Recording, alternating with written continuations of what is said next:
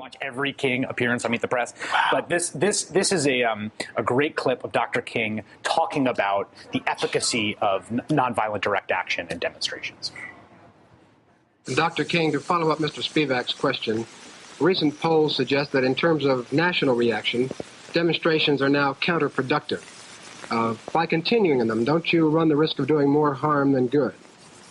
Again, I contend that we are not doing more harm than good in demonstrations, because I think demonstrations serve the purpose of bringing the issues out in the open. I have never felt that demonstrations could actually solve the problem. They call attention to the problem. They dramatize the existence of certain social ills that could very easily be ignored if you did not have demonstrations. And I think the initial reaction to demonstrations is always negative. It's Dr. Martin Luther King speaking in 1966. We have some seldom seen footage of Martin Luther King facing down the mainstream media. Coming right up. As I said to the group last night, nobody else can do this for us. No document can do this for us. No Lincolnian Emancipation Proclamation can do this for us. No Kennedysonian or Johnsonian Civil Rights Bill can do this for us. If the Negro is to be free, he must move down into the inner resources of his own soul and sign with a pen and ink of self-assertive manhood his own Emancipation Proclamation. So, Mom, take a listen.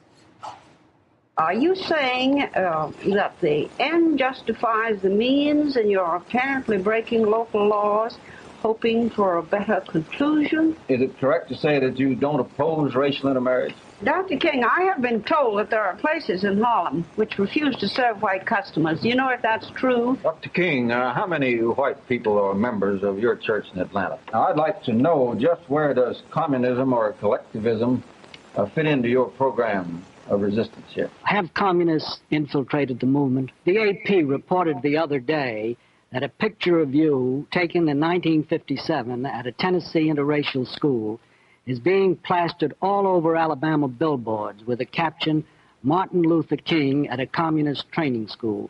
Will you tell us whether that was a communist training school and what you were doing there?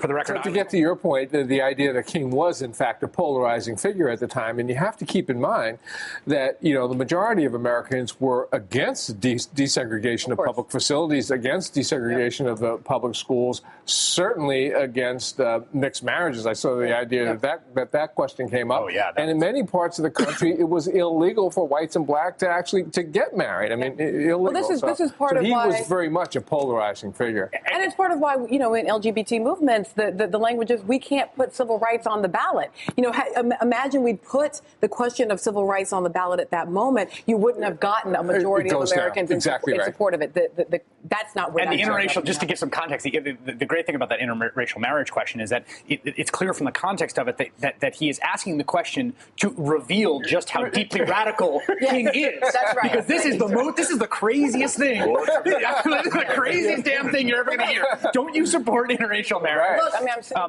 mean, there's also the fact, I think, that the anxiety that you see in the press. There's this sort of white establishment press's unreflective racism that's clearly that's clearly channeled. But also, I think the anxiety about direct action, which I think is very interesting, because I think we have those sort of the images of the Pettus Bridge and the Selma Montgomery March and the fire hoses on the girls and all the sort of black and white images we have of the civil rights movement makes us think in our mind of it as this sort of romantic, but also as obviously right, and not as threatening disorder, as threatening chaos, as something that even sort of sympathetic white liberals were a little not sure they wanted to go along with. And I think that also drains, and a lot of black people, and I think it drains some of the radicalism, but it also makes us not realize when we are facing something ourselves, like Occupy Wall Street or some other large mobilized direct action, that if you have that little reticence in you, like that is normal, but that is also part of the way that it goes down. And part of my sense. I want to pause on just one quick thing here and remind ourselves, one, that there was tons of civil unrest, social action, occupying of buildings, all this, from the 1890s until the 1950s. It didn't begin in the 1950s, and it was crushed and crushed and crushed by the state. It failed and failed and failed. So our memory of the civil rights movement isn't because it's the first time it happens. It's because it's the first time it succeeds. And so it's one of the things I want to remind us. And then the second thing is that part of the reason it's successful is because of the violence against it and the fact that that violence was publicized. Was on TV. That's right. And so part of what's so important here is that it's not just the action against it, but it is the will and I mean, it's not just a matter of like a pushback. It's not just cowardly. This was people died, right? The street heat was that people were murdered. They were murdered. And the other thing about it is there was street heat on the other side, right? I mean, let's not forget that there were white riots. I mean, there was people in the streets disobeying the law, which is the order of a desegregation order, showing up at the school to bar.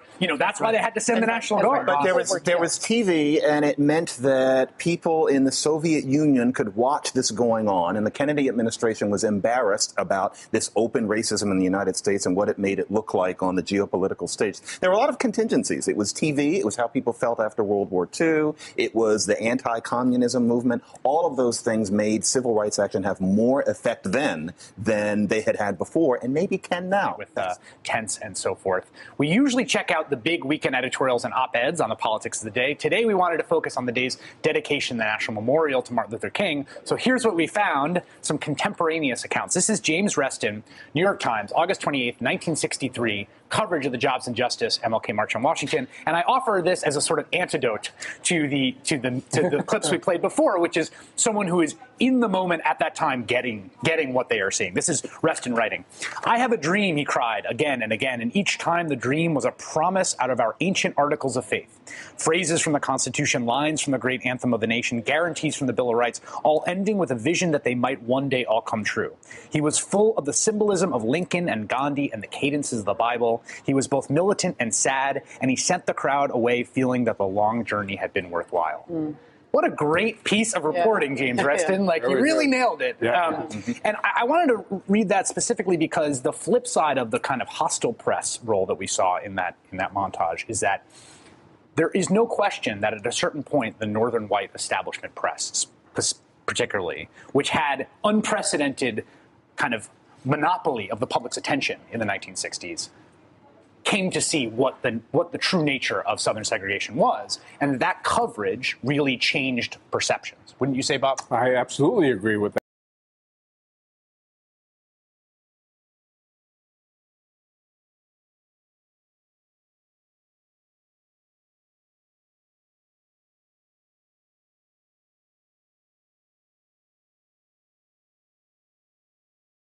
I have a dream. My 4 little children will one day live in a nation where they will not be judged by the color of their skin, but by the content of their character. I have a dream today. I must confess that that dream that I had that day has at many points turned into a nightmare. Now, I'm not one to lose hope. I keep on hoping. I still have faith in the future.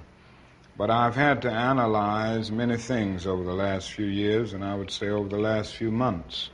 I've gone through a lot of soul-searching and agonizing moments, and I've come to see that we have many more difficult days ahead, and some of the old optimism was a little superficial, and now it must be tempered with a solid realism. And I think the realistic fact is that we still have a long, long way to go, and that we are involved in a war on Asian soil, which, if not checked and stopped, can poison the very soul of our nation.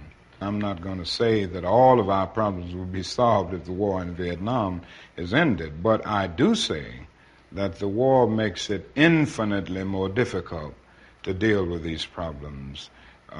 When a nation becomes obsessed with the guns of war, it loses its social perspective, and programs of social uplift suffer. This is just a fact of history, so that we do face many more difficulties as a result of the war. It's much more difficult to really arouse a conscience during a time of war. There is something about a war like this that makes people insensitive. It dulls the conscience. It strengthens the forces of reaction, and it brings into being bitterness and hatred and violence. I think the biggest problem now is that we got our gains over the last 12 years at bargain rate, so to speak. It didn't cost the nation anything. In fact, it helped the economic side of the nation to integrate lunch counters and public accommodations. It didn't cost the nation anything to get the right to vote established. And now we are confronting issues that cannot be solved without costing the nation billions of dollars. Now, I think this is where we're getting our greatest resistance. They may put it on many other things, but we can't get rid of slums and poverty without it costing the nation something. I feel that nonviolence is really the only way that we can follow, because violence is just so self-defeating. A riot ends up creating many more problems for the Negro community than it solves. You can, through violence, burn down a building, but you can't establish justice. You can murder a murderer, but you can't murder through violence. You can murder a hater, but you can't murder hate. And what we are trying to get rid of is hate and injustice and all of these other things that continue the long night of man's inhumanity to man.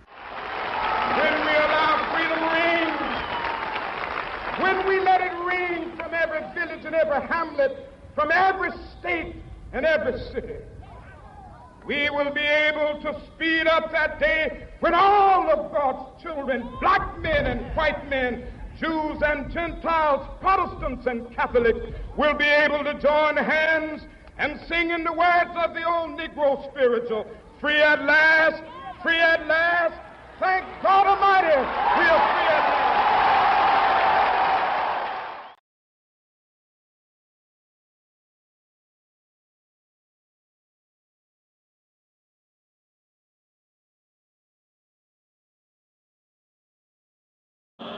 There's a little song that we sing in our movement down in the South. I don't know if you've heard it, but it has become the theme song. We shall overcome.